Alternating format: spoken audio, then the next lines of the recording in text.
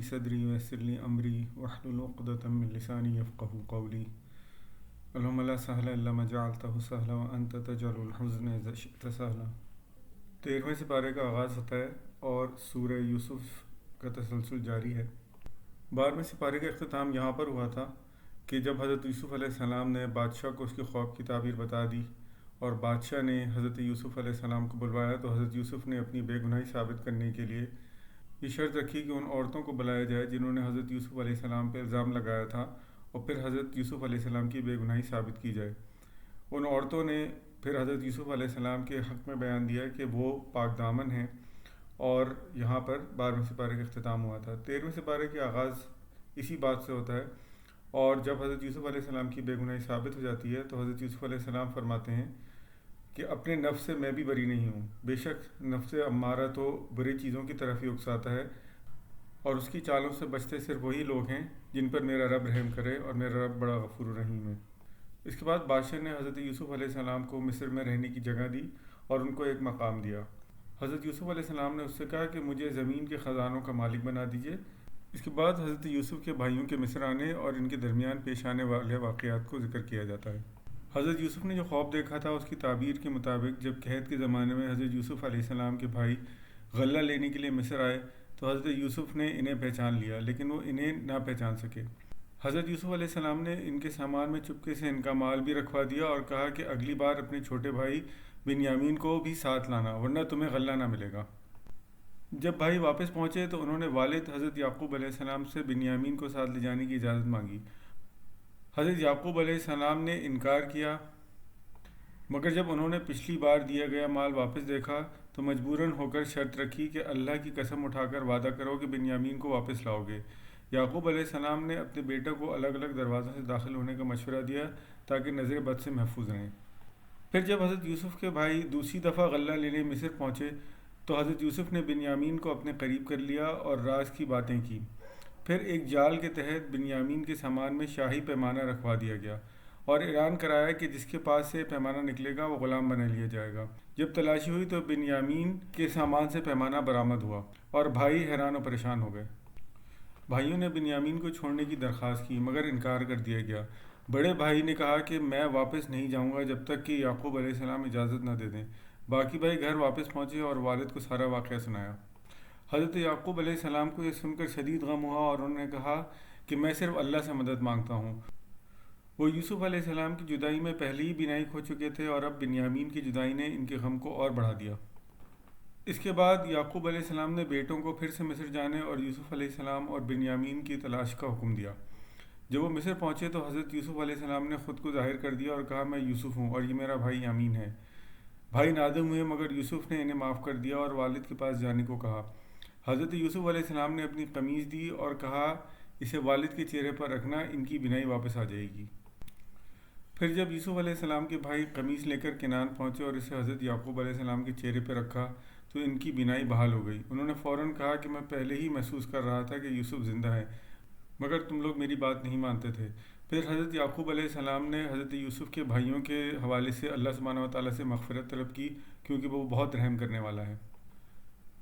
جب حضرت یعقوب اور ان کے گھر والے مصر پہنچے تو حضرت یوسف علیہ السلام نے والدین کو عزت اور احترام سے تخت پر بٹھایا اور سب بھائی سجدے میں گر پڑے۔ یوسف علیہ السلام نے اس موقع پر اللہ کا شکر ادا کیا اور کہا کہ اللہ نے میرے خواب کو سچ کر دکھایا، مجھے قید سے نکالا اور ہمارے درمیان محبت قائم کی۔ اس کے بعد حضرت یوسف علیہ السلام نے اللہ سبحانہ تعالیٰ سے دعا کی کہ وہ انہیں اسلام پر وفات دے اور صالحین میں شامل کرے۔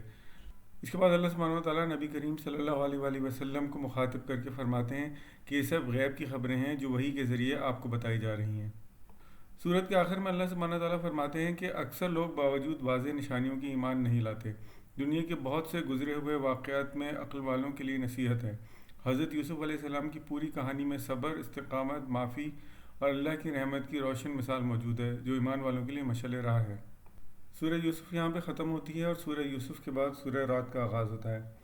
اس سورت کا نام رات اس لیے پڑا کہ عربی میں رات کے معنی بجلی کے کڑک کے ہوتے ہیں اور اس سورت میں بجلی کی کڑک کا ذکر آیا ہے۔ بسم اللہ الرحمن الرحیم۔ سورہ رات کی ابتدا میں بتایا گیا کہ یہ قرآن اللہ کی طرف سے سچائی کے ساتھ نازل ہوا ہے، مگر کافر اسے ماننے سے انکار کرتے ہیں۔ اللہ کی قدرت کی نشانیاں بیان کی جاتی ہیں، جیسے آسمانوں کو بغیر ستون کے قائم رکھنا، سورج اور چاند کو ایک خاص نظام کے تحت چلانا، زمین کو پھیلانا، پہاڑ اور نہریں بنانا اور مختلف ذائقوں والے پھل پیدا کرنا۔ پھر اللہ سبحانہ وتعالیٰ کفار کے ان سوالوں کا جواب دیتے ہیں جس میں وہ حیران ہو کے کہتے ہیں کہ مرنے کے بعد دوبارہ زندہ کیسے کیا جائے گا، حالانکہ یہی سب سے بڑی حقیقت ہے۔ اللہ نے فرمایا کہ وہ ہر چیز سے باخبر ہے، دلوں کے راز تک جانتا ہے، وہی پیدا کرنے والا ہے اور ہر معاملے میں حکمت رکھنے والا ہے۔ پھر بادلوں کا ذکر کیا گیا کہ کس طرح سے وہ بارش اور پانی لیے گھومتے ہیں اور اللہ کی مرضی سے جدھر وہ چاہتا ہے برس پڑتے ہیں، اور کچھ تو اللہ کی مرضی سے بجلی ویسے ہی گرا دیتے ہیں جس پر وہ گرانا چاہتا ہے۔ پھر بتایا گیا کہ رات یعنی رات بادلوں کے فرشتے کا نام بھی ہے۔ اللہ کی حمد و تسبیح بیان کرتا ہے اور فرشتے بھی اس کے خوف سے اس کی عبادت میں مشغول رہتے ہیں۔ اللہ بجلی بھیجتا ہے اور جس پر چاہے عذاب نازل کرتا ہے۔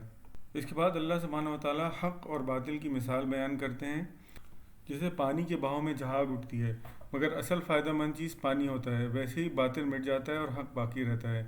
اہل ایمان کے لیے جنت کی خوشخبری اور کافروں کے لیے عذاب کی وعید سنائی گئی۔ آگے چل کر اللہ سبحانہ وتعالیٰ فرماتے ہیں کہ جو لوگ قرآن کی سچائی کو پہچانتے ہیں وہ حقیقت میں دانش مند ہیں، وہ اللہ سے کیے گئے عہد کو نبھاتے ہیں، رشتہ داروں کو جوڑتے ہیں، اللہ کے خوف اور رحمت کی امید میں صبر سے کام لیتے ہیں، وہ نماز قائم کرتے ہیں اور اللہ کے دیے ہوئے رزق میں سے چھپے اور کھلے خرچ کرتے ہیں۔ ان کا ایک اور وصف یہ بھی ہے کہ وہ برائی کا بدلہ بھلائی سے دیتے ہیں۔ ایسے نیکوکاروں کے لیے جنت کے دائمی باغات ہیں جہاں وہ اپنے نیک اعمال والے والدین، بیویوں اور اولاد کے ساتھ داخل کیے جائیں گے اور فرشتے ان پر سلامتی کی بشارت دیں گے۔ اس کے برعکس وہ لوگ جو اللہ کے عہد کو توڑتے ہیں، رشتہ داریوں کو کاٹتے ہیں اور زمین میں فساد پھیلاتے ہیں، ان پر اللہ کی لعنت ہے اور ان کے لیے برا گھر یعنی جہنم ہے۔ اللہ اپنی قدرت کی نشانیاں بار بار ظاہر کرتا ہے تاکہ لوگ ایمان لے آئیں۔ اس کے بعد نبی اکرم صلی اللہ علیہ وآلہ وسلم کو تسلی دی جاتی ہے کہ اگرچہ کفار معجزات کا مطالبہ کر رہے ہیں لیکن ہدایت دینا صرف اللہ کے اختیار میں ہے۔ اگر اللہ چاہتا تو سب کو ہدایت مل جاتی، مگر اللہ نے انسانوں کو اختیار دیا ہے۔ نبی صلی اللہ علیہ وآلہ وسلم کا کام صرف پیغام پہنچانا ہے، زبردستی ایمان لانا دین کا مقصد نہیں۔ اس کے بعد اللہ سبحانہ وتعالیٰ فرماتے ہیں کہ اگر قرآن کے ذریعے پہاڑ چڑھنے لگیں، زمین پھٹ پڑے یا مردے بولنے لگیں تب بھی کچھ لوگ ایمان نہیں لائیں گے۔ حقیقت یہ ہے کہ ہدایت اللہ کے ہاتھ میں ہے، وہی دلوں کو بدل سکتا ہے۔ جو لوگ انکار کرتے ہیں وہ اللہ کی طاقت کو کمزور سمجھتے ہیں، حالانکہ اللہ کا نظام مضبوط اور مکمل ہے۔ اکثر کفار یہ کہتے تھے کہ نبی کریم صلی اللہ علیہ وآلہ وسلم کو کوئی معجزہ کیوں نہیں دیا گیا۔ اللہ نے جواب دیا کہ ہر امت کے لیے ایک رسول بھیجا گیا اور انبیاء کا کام صرف پیغام پہنچانا ہوتا ہے۔ معجزات دکھانا یا لوگوں کو زبردستی ایمان پر مجبور کرنا ان کے بس میں نہیں ہوتا۔ اگر کفار قرآن کو قبول نہیں کرتے تو اللہ ان کے درمیان فیصلہ کرے گا اور انہیں ان کے انجام تک پہنچائے گا۔ اس کے بعد اللہ سبحانہ وتعالیٰ فرماتے ہیں کہ وہ ہر چیز کو مٹانے اور باقی رکھنے کا اختیار رکھتے ہیں، اور الکتاب یعنی لوح محفوظ میں سب کچھ لکھا جا چکا ہے۔ کفار نبی اکرم صلی اللہ علیہ وآلہ وسلم کا مذاق اڑاتے تھے، نعوذ باللہ، اور قرآن کو جھٹلاتے تھے، مگر انہیں جلد ہی حقیقت کا علم ہو جائے گا۔ رسول اللہ سے پہلے بھی رسولوں کا انکار کیا گیا، لیکن آخر کار فتح ہمیشہ حق کی ہوئی اور باطل مٹ گیا۔ کفار کو یاد دلایا گیا کہ اگر وہ قرآن کو نہیں مانتے تو کچھ نہیں، دنیا بھر کے لوگ گواہی دے رہے ہیں کہ یہ سچائی ہے۔ یہاں پر سورہ رات کا اختتام ہوتا ہے اور سورہ ابراہیم کا آغاز ہوتا ہے۔ اس صورت میں حضرت ابراہیم علیہ السلام کا تفصیلاً ذکر ہے، اس لیے اس صورت کا نام حضرت ابراہیم علیہ السلام کے نام پر رکھا گیا۔ بسم اللہ الرحمن الرحیم۔ سورہ ابراہیم کے آغاز میں اللہ سبحانہ وتعالیٰ فرماتے ہیں کہ یہ کتاب یعنی قرآن نبی اکرم صلی اللہ علیہ وآلہ وسلم پر نازل کی گئی ہے تاکہ آپ لوگوں کو تاریکیوں سے نکال کر روشنی کی طرف لے آئیں، یعنی انہیں کفر و شرک اور گمراہی سے نکال کر توحید، ایمان اور سیدھے رستے کی طرف رہنمائی کریں۔ یہ ہدایت اللہ کے حکم سے دی جاتی ہے جو تمام مخلوقات پر غالب اور ہر تعریف کے لائق ہے۔ وہی زمین اور آسمان کی بادشاہت کا مالک ہے، سب معاملات اس کے اختیار میں ہیں، وہی اپنے بندوں کو خیر و برکت عطا کرتا ہے اور نافرمانوں کو عذاب دیتا ہے۔ مزید اللہ سبحانہ وتعالیٰ فرماتے ہیں کہ جو لوگ دنیا کی زندگی کو آخرت پر ترجیح دیتے ہیں، یعنی وہ عارضی دنیاوی لذتوں میں مشغول ہو کر آخرت کو بھلا دیتے ہیں، وہ دوسروں کو اللہ کے رستے سے روکتے ہیں اور دین میں ٹیڑھ پیدا کرتے ہیں، یہ لوگ گمراہی میں بہت آگے نکل چکے ہیں۔ پھر اللہ سبحانہ وتعالیٰ وضاحت فرماتے ہیں کہ ہر نبی کو اس کی قوم کی زبان میں بھیجا گیا تاکہ وہ لوگوں کو اچھی طرح سمجھا سکے۔ یہ اللہ کی حکمت ہے کہ وہ پیغام کو واضح اور آسان بناتا ہے، مگر ہدایت دینا اللہ کے اختیار میں ہے، وہ جسے چاہے سیدھے رستے پر ڈال دیتا ہے اور جسے چاہے اس کی ضد اور نافرمانی کی وجہ سے گمراہی میں چھوڑ دیتا ہے۔ پھر اللہ سبحانہ وتعالیٰ حضرت موسیٰ علیہ السلام کا ذکر بیان کرتے ہوئے فرماتے ہیں کہ ہم نے موسیٰ کو بھی اپنی نشانیوں کے ساتھ بھیجا اور انہیں حکم دیا کہ وہ اپنی قوم کو تاریکی سے روشنی کی طرف لائیں اور انہیں اللہ کی نعمتیں یاد دلائیں۔ حضرت موسیٰ علیہ السلام نے بنی اسرائیل کو یاد دلایا کہ اللہ نے انہیں فرعون کے ظلم سے نجات دی جو انہیں بدترین عذاب میں مبتلا رکھتا تھا۔ وہ بنی اسرائیل کے بیٹوں کو قتل کرتا اور ان کی عورتوں کو زندہ چھوڑ دیتا تھا تاکہ وہ کمزور ہو جائیں اور غلامی میں مبتلا رہیں۔ یہ اللہ کی بہت بڑی آزمائش تھی جس سے انہیں نجات ملی اور انہیں نصیحت لینے کا حکم ملا۔ اللہ تعالیٰ فرماتے ہیں کہ اگر تم شکر کرو گے تو میں تمہیں اور زیادہ عطا کروں گا، لیکن اگر ناشکری کرو گے تو میرا عذاب بہت سخت ہے۔ یہ قانون قیامت تک کے لیے ہے کہ اللہ نعمتیں انہی کو زیادہ دیتا ہے جو اس کی قدر کرتے ہیں، اور جو نعمتوں کی ناشکری کرتے ہیں ان پر آزمائشیں اور عذاب مسلط ہوتے ہیں۔ حضرت موسیٰ علیہ السلام نے اپنی قوم کو تنبیہ کی کہ اگر تم ساری زمین کے لوگ کفر کر لو تب بھی اللہ بے نیاز اور قابل تعریف ہے، یعنی اللہ کو کسی عبادت اور شکر کی ضرورت نہیں، سب کچھ اس کا ہے اور وہ اپنے بندوں سے بے نیاز ہے۔